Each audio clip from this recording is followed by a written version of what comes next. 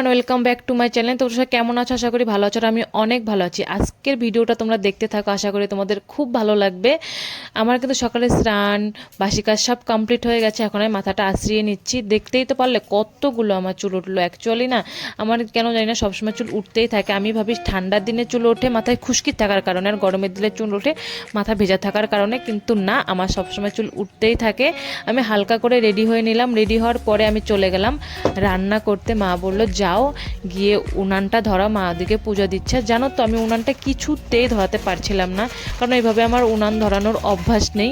আমাদের গ্রামের বাড়িতে আমরা উনান ধরাই পাটকাঠি দিয়ে, মানে খুব সহজেই ধরে যায়। এখানে না পাটকাঠিও নেই, ডিমের কাঠ, মানে প্লাস্টিক দিয়ে ধরাতে হয়, যেটা আমি পারি না। তারপরে চৌকাটা একটু না উঁচুতে, আর আমাদের চৌকাটা একদম মাটির সাথে লেবেল, মানে সুবিধা হয়। আমি এভাবে অভ্যস্ত না, তাই আমার আর কি কষ্ট হচ্ছিল।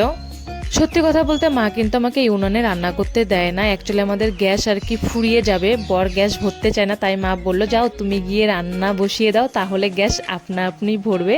তাই আমি আর কি এসেছি।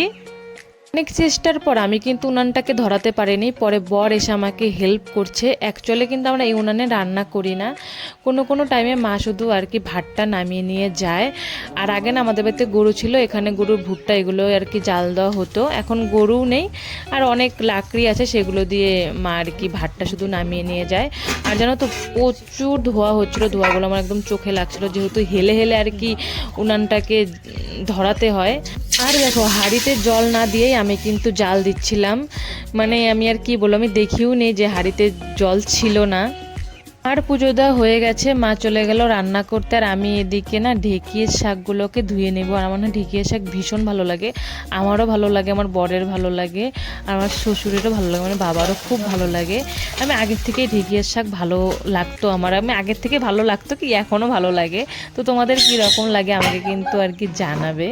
আর দেখো এখানে ভিডিও করছে, আর দাদার ছেলেটা এত আমাকে ডিস্টার্ব করে না, এনি টাইম আসলে এত ডিস্টার্ব করতে থাকে, আমাকে কিছুতেই ভিডিও করতে দেয় না।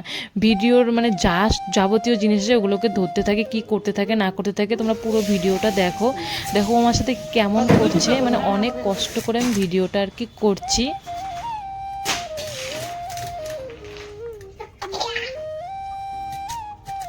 আর আজকে আমাদের সকালে রান্না হবে ডাল, ঢেঁকির শাক আর পাঁপড় ভাজা। জানো তো, আমার বন্যা পাঁপড় ভাজা ভীষণ ভালো লাগে। একবার করে ভাত খাবে আর একবার করে পাঁপড় খাবে, মানে এত পাঁপড় ভালোবাসার লোক আমি আমার জীবনে দেখিও নেই। আমি পাঁপড় ভালোবাসতাম, কিন্তু ওর ভালোবাসা দেখে আমার পাঁপড়ের প্রতি ভালোবাসা কমে গেছে। এই দেখো ভাজতে কীরকম শুরু করেছে। আরে আমি সাহায্য করতেছি। পিছাও তো তাহলে, এইভাবে না রে। मजा आया। আর হ্যাঁ, আজকে ঢেঁকিয়া শাকটা রান্না হবে কাঁঠালের বিচি দিয়ে। কাঁঠালের বিচি তো খেতে ভালো লাগে, কিন্তু কাটতে একদমই ভালো লাগে না, প্রচুর শক্ত, আর দাটা না নড়বড় করে। আর তোমরা তো দেখেছিলে আগের ভিডিওতে আমি ইঁদুরের জন্য রুটি বানিয়েছিলাম। আর দেখো ওই রুটিটা মানে খেয়ে দুটা ইঁদুর, মানে দুটো আর কি মেশিনের মধ্যে পড়েছে। আর এত বড় বড় ইঁদুর, আর ইঁদুরগুলোর গা দিয়ে না প্রচণ্ড গন্ধ ছিল। পরে এগুলোকে না মানে এইভাবে জলের মধ্যে ডুবিয়ে রাখলে ইঁদুরটা মরে যায়। তো একটা ইঁদুর কিন্তু তা পালিয়ে গেছে, আর একটা ইঁদুর মরে গেছে। আমি বরকে বলছিলাম তো ঠিক আছে ছেড়ে দাও, এভাবে মারলে না ভীষণ কষ্ট লাগে আর কি, আমার ভালো লাগে না, মানে দম বন্ধ হয়ে মরে যায়। তো আমার বরের রাগ ছিল, কারণ দোকানের অনেক মাল কেটে ফেলেছে, ওইগুলো তো টাকা দিয়ে আনতে হয়, তার জন্য বর ওটাকে মেরেই ফেলেছে। আর একটা চলে গেছে, বলল যে ইচ্ছা হলেও মারতে পারতো, কিন্তু ওটাকে ছেড়ে দিয়েছে। বলো, সবারই তো কষ্ট হয় একটা প্রাণীকে হত্যা করতে। পরে আমি আবার একটু সেলাই নিয়ে বসলাম, একটু আর কি সেলাই করব।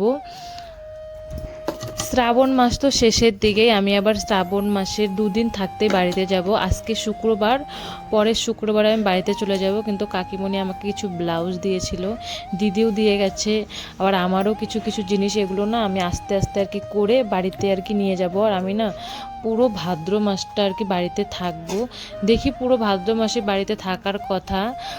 তারপরে জানি না বর কী করবে না করবে। তো আমি এখন সেলাইগুলোকে করে আর কি আগিয়ে আগিয়ে রাখছি। আর একটা সপ্তাহ নেই, সামনে বিয়ে আছে, প্রচুর চাপ। মানে একে একে আমার তাও সব কিছু গুছাতে হবে, এখন থেকে না গুছালে আমি আর পরে আর পাবো না। যেহেতু লোকের কাজগুলো যত পর্যন্ত না করে দেওয়া হয় তত পর্যন্ত না একদমই ভালো লাগে না।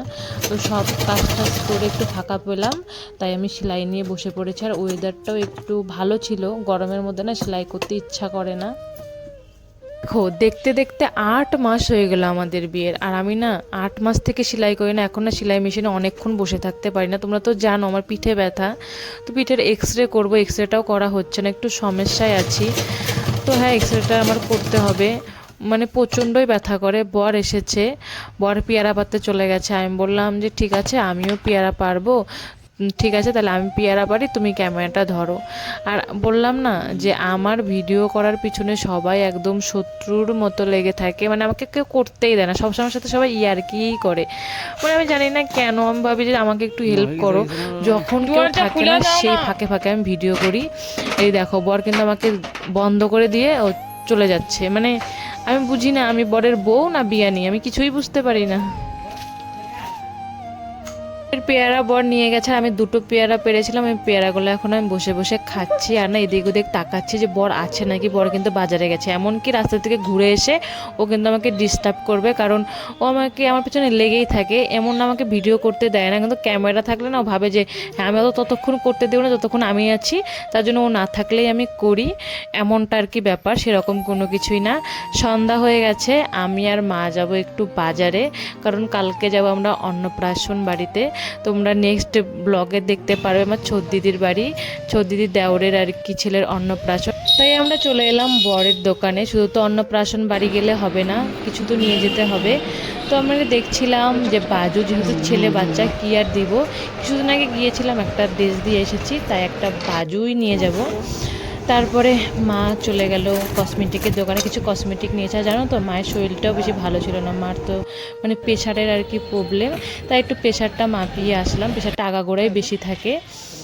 দেন আমরা চলে আসছি বাড়িতে। আর আমি একটা আইসক্রিম খেতে খেতেই আসছিলাম, প্রচণ্ড গরম লাগছিল।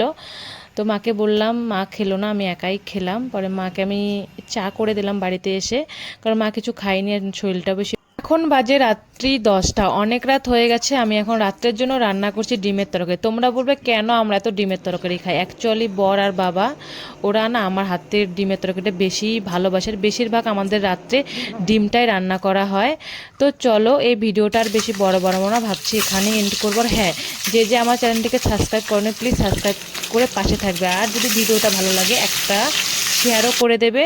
তো চলো ভিডিওটা আমি এখানে এন্ড করছি, দেখা হবে আরও একটা ইন্টারেস্টিং ব্লগের সঙ্গে। তখন তো ভালো থেকো, সুস্থ থেকো, বাই, গুড নাইট।